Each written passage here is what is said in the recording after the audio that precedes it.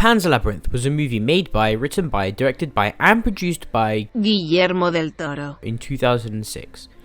The film had a low budget compared to films in the Hollywood industry, with a budget of $19 million.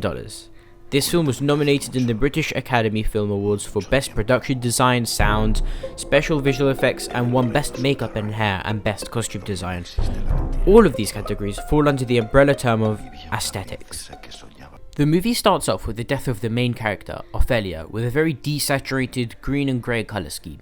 Her clothing also matches this colour scheming. It is the same colour green as the dress Ophelia's mother made her that she later ruined going under this tree. The setting of where she dies is not revealed until the end of the film, but allusions are made to where it might be throughout it. The underground settlement has an exit, which is where Ophelia exits, where the fawn is, and also where Ophelia dies.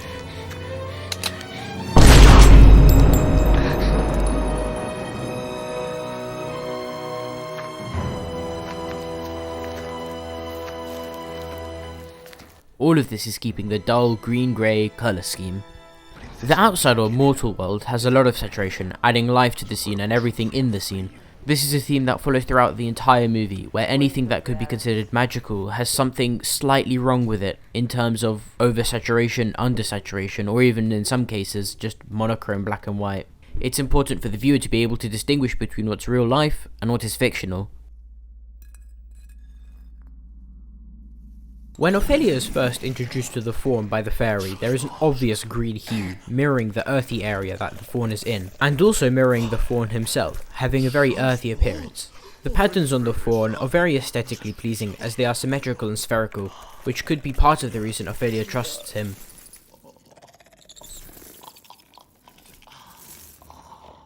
The different tasks all have a half real and half magical colouring.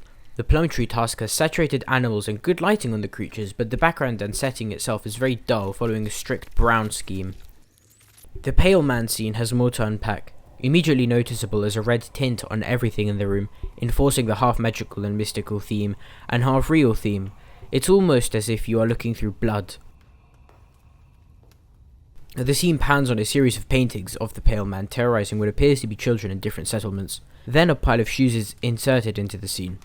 The pile of shoes and Ophelia are the only two things in the room that are not red. The blue-green clothing that Ophelia is wearing contrasts the harsh red in the room, meaning that Ophelia is possibly the only uninjured thing in the room.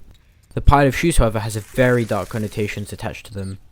Towards the end of World War II, the Nazis were murdering so many Jews that they had nowhere to store all of the shoes, and they would be left in huge piles outside.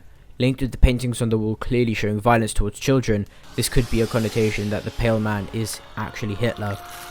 This creates a really good aesthetic by linking the red, the pale man, and the pile of shoes together. The final task, where Ophelia has to kill her younger brother, the real-life colouring scheme is more saturated, and becomes more saturated as the scene plays out. Comparing the beginning to the ending, the blood is redder and Ophelia is whiter. Speaking about death, there is also a different, if subtle, change in aesthetics with each death. What I mean by this, when the farmers die, it's outside, dark, and very, very gory. This throws connotations left and right to the hunting they were doing and the fear they were feeling. I hope the wheelchair isn't any kind of foreshadowing for Ophelia's mother's death in the movie.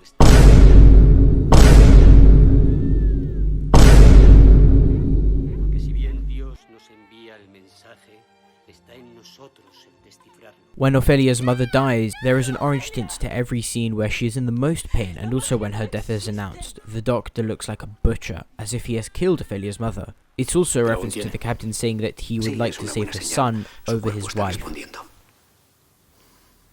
Escúcheme bien. Si tiene que escoger, salve al niño. Ese niño llevará mi nombre y el nombre de mi padre. Sálvelo a él.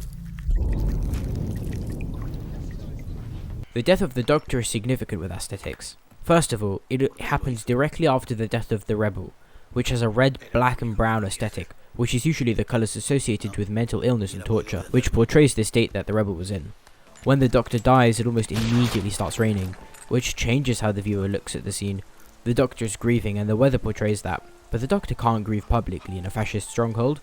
The weather compensates for him. 1, 2, 3, and 4. Count what you have now, don't count what you don't have.